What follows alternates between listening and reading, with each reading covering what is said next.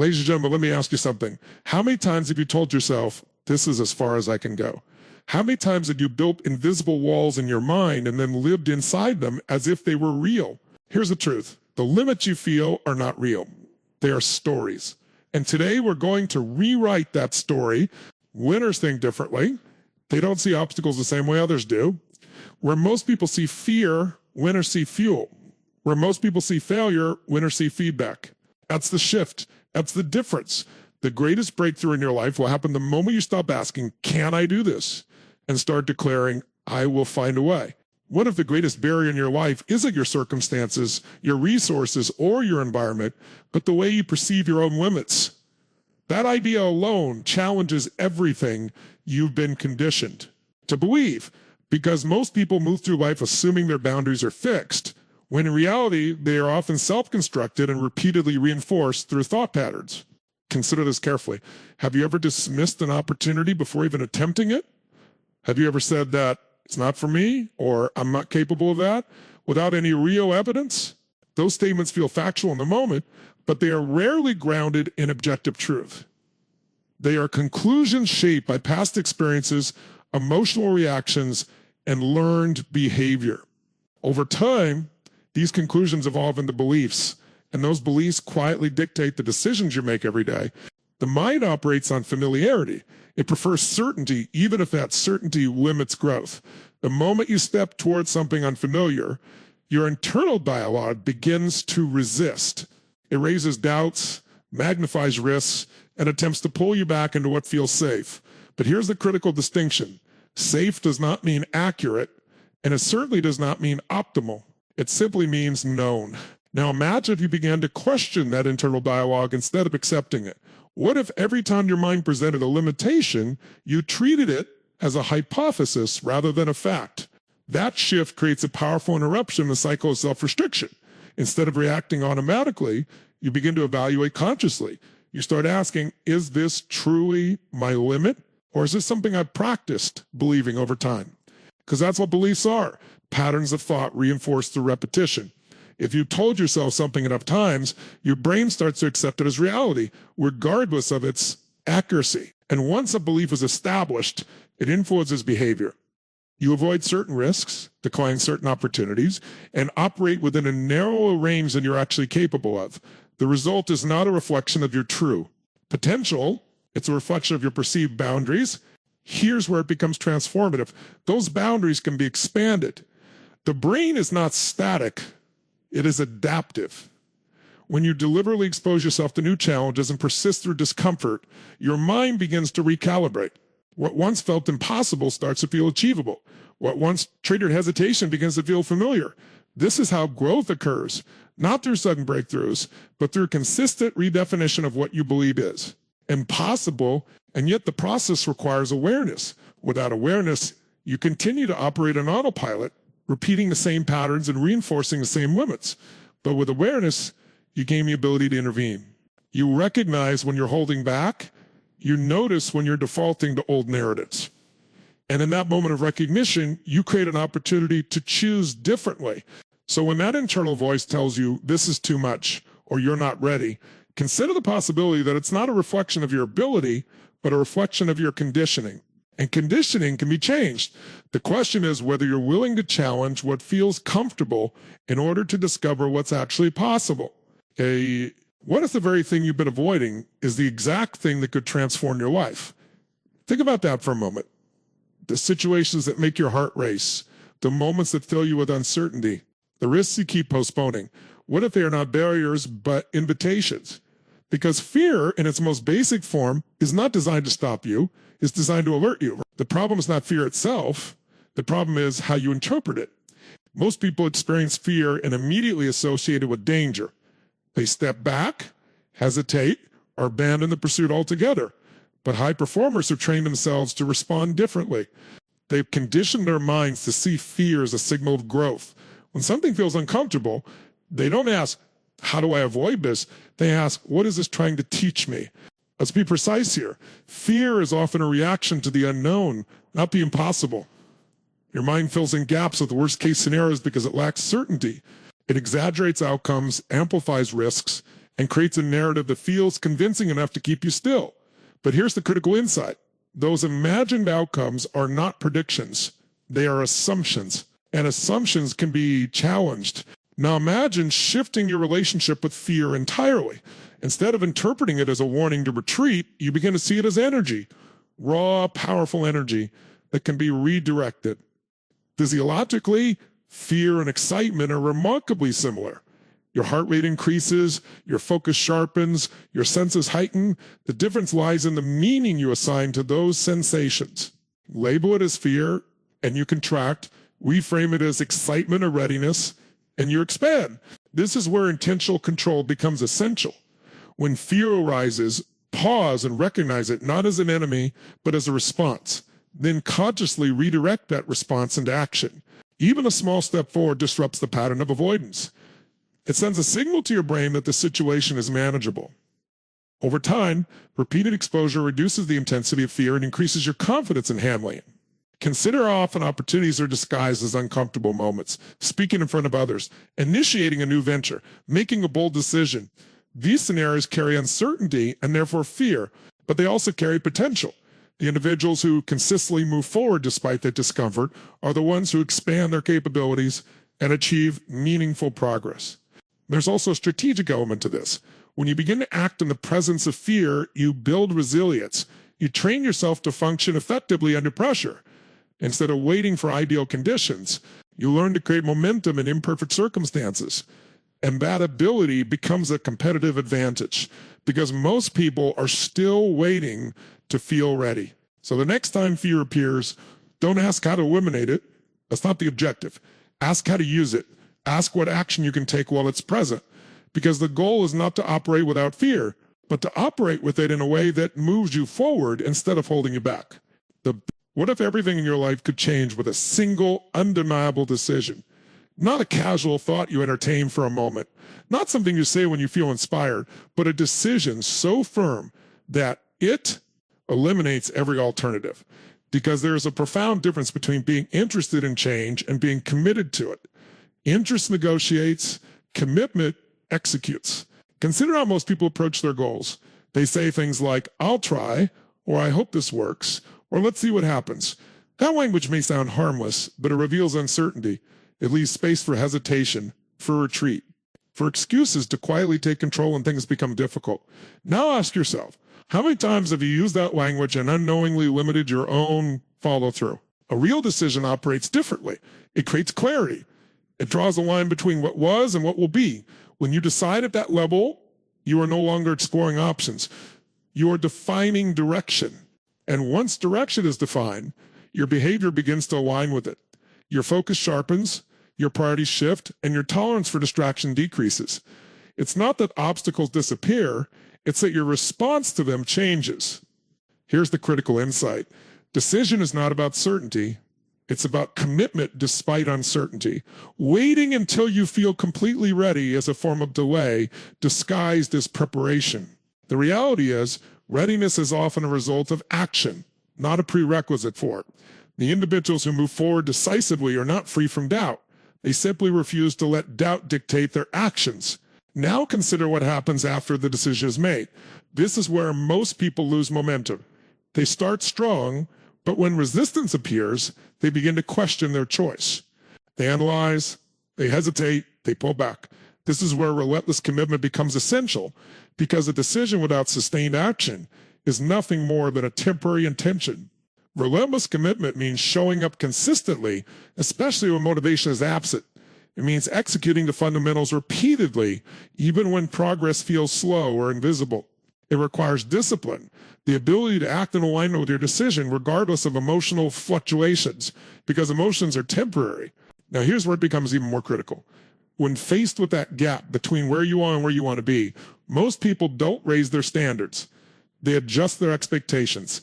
They begin to rationalize. They say, maybe this goal is too ambitious, or maybe this just isn't the right time. And in that moment, something subtle but powerful happens. They start protecting their comfort instead of challenging their capacity. Excuses often sound reasonable.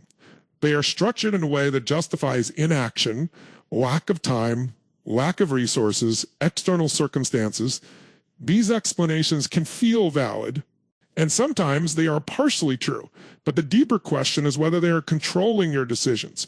Because when excuses become habitual, they lower your standards without you even noticing. Now imagine reversing that pattern. Instead of adjusting your goals to fit your current behavior, you elevate your behavior to match your desired outcome. You define a new standard for how you operate. Not occasionally, not when you feel motivated, but consistently. That means setting expectations for how you manage your time, how you respond to challenges, how you follow through on commitments. Here's the key distinction. Standards are not based on mood. They are based on identity. When you raise your standards, you're not just changing what you do, you're changing who you believe you are. You begin to see yourself as someone who executes, someone who finishes, someone who performs at a higher level regardless of external conditions. And that identity begins to influence every decision you make. But let's be clear, raising your standards is not comfortable. It requires confronting habits that have been reinforced over time. It requires saying no to distractions that once felt acceptable. It requires holding yourself accountable in moments when it would be easier to disengage, and that's exactly why most people avoid it. Not because it's impossible, but because it demands consistency. Now consider this. What happens when you stop tolerating behaviors that don't align with your goals? When you no longer accept procrastination, inconsistency, or half effort as acceptable outcomes? Your entire approach shifts. You become more intentional. You become more disciplined. You begin to close the gap between where you are and where you want to be, not through occasional bursts of effort, but through sustained alignment. So the question becomes, what are you currently tolerating that is holding you back? And what would change if you decided that it's no longer acceptable? Because the moment you raise your standards, you force your life to adjust accordingly. What if the thing you've been waiting for, confidence, clarity, certainty, was never meant to come first? What if it only shows up after you move? Most people assume they need to feel ready before they act. But that assumption quietly becomes a trap. It keeps them in preparation mode, endlessly planning, analyzing, and delaying the very actions that would create the clarity they're searching for. Think about how progress actually happens in real life. Not in theory, not in imagination, but in execution. You don't think your way into confidence, you act your way into it. The first step is rarely perfect. In fact, it's often uncertain, uncomfortable, and incomplete.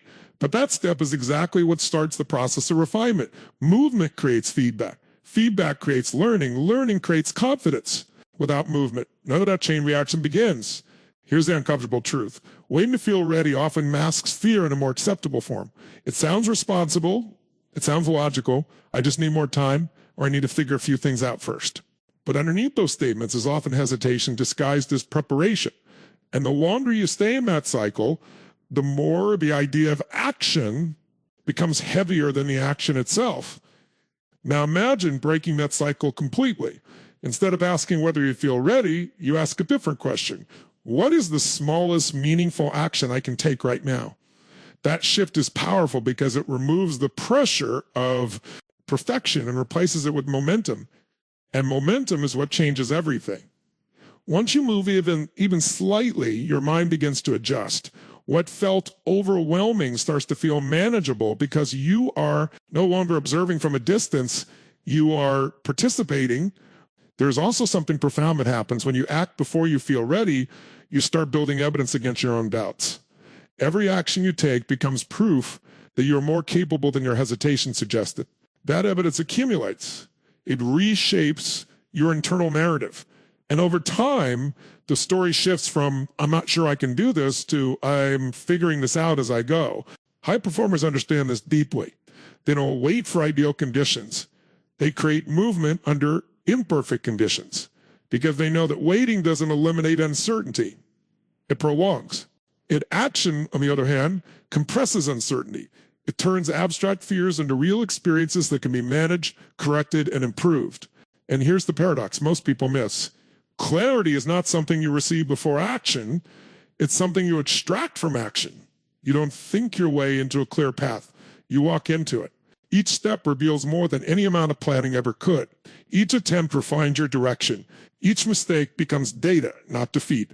So the real question is not whether you're ready. The real question is whether you are willing to start without readiness, because the moment you take action before you feel fully prepared, you begin to shift from hesitation to progress. And that shift is where momentum begins to take control. What if the difference between staying stuck and breaking through isn't talent, luck, or opportunity, but repetition? Not occasional effort, not bursts of motivation, but what you consistently feed your mind every single day. Because whether you realize it or not, your mind is being trained constantly. The only question is, are you training it deliberately, or is it being shaped by default? Think about how a single thought, repeated often enough, begins to feel like truth. At first, it's just an idea, then it becomes a habit of thinking, then it becomes an assumption, and eventually, it becomes identity. This is how most mental limitations are formed, not through one dramatic moment, but through quiet repetition over time. And the same mechanism that creates limitation can also be used to create strength. Now consider this. Every day, your attention is being pulled in multiple directions. Information, distractions, opinions, comparisons. Your mind is constantly consuming input. If that input is random, emotional, or unstructured, your mental state becomes unstable. But when that input is intentional, focused, and disciplined, your mindset begins to stabilize and strengthen. This is where conditioning comes in. Conditioning is not a one-time event. It is a daily process of reinforcement. Just like physical training builds muscle through repetition, mental training builds resilience through repeated exposure to empowering thoughts, disciplined action, and controlled focus. The difference between someone who stays consistent and someone who breaks down under pressure is often not ability, it's conditioning. Here's a question we're sitting with. What are you conditioning your mind to expect? Because your expectations shape your reactions. If you repeatedly expose yourself to doubt, comparison, and negativity, your mind begins to normalize hesitation. But if you repeatedly expose yourself to discipline, growth, and challenge, your mind begins to normalize effort. High performers are not defined by occasional inspiration. They're defined by daily structure. They don't rely on motivation because they understand it is temporary. Instead, they build systems that shape behavior regardless of emotional state. They train their focus. They guard their attention. They deliberately choose what they consume mentally because they understand that input becomes output. There is also a compounding effect that most people underestimate. One disciplined day doesn't change your life, but a disciplined week starts to shift your identity. A disciplined month begins to reshape your habits. A disciplined year can completely redefine what you believe is possible. The transformation is not sudden, it is accumulative. But consistency is not just about repetition, it is about resistance. There will be days when discipline feels heavy, days when distraction feels easier, days when your old patterns try to pull you back into familiarity. That is precisely where conditioning is tested. Not in ideal conditions, but in inconsistent ones. And every time you choose discipline over impulse, you strengthen the neural pathways that support growth. Now think about the alternative. What happens when your mind is left untrained? It drifts. It reacts instead of directs. It absorbs instead of filters. And over time, that lack of intentional conditioning creates inconsistency in performance and instability in focus. So the real power lies in what you repeat when no one is watching, the thoughts you reinforce, the standards you uphold, the discipline you maintain in private. Because eventually, your external results will align with your internal conditioning. And when your mind is trained with intention, consistency stops being an effort. It becomes your default setting. So I challenge you right now, what's the limit you've been accepting? What's the story you've been telling yourself? And what happens if today you break it? Not tomorrow, not someday, today. Because the moment you break one limit, you realize something powerful. You were never limited to begin with. And as you walk out of here, remember this: winners are not born. They are built. Built through discipline, built through belief, built through relentless action. So go out there and build yourself into the person who refuses to stop. Break your limits, rewrite your story, and show the world what you're truly capable of. Thank you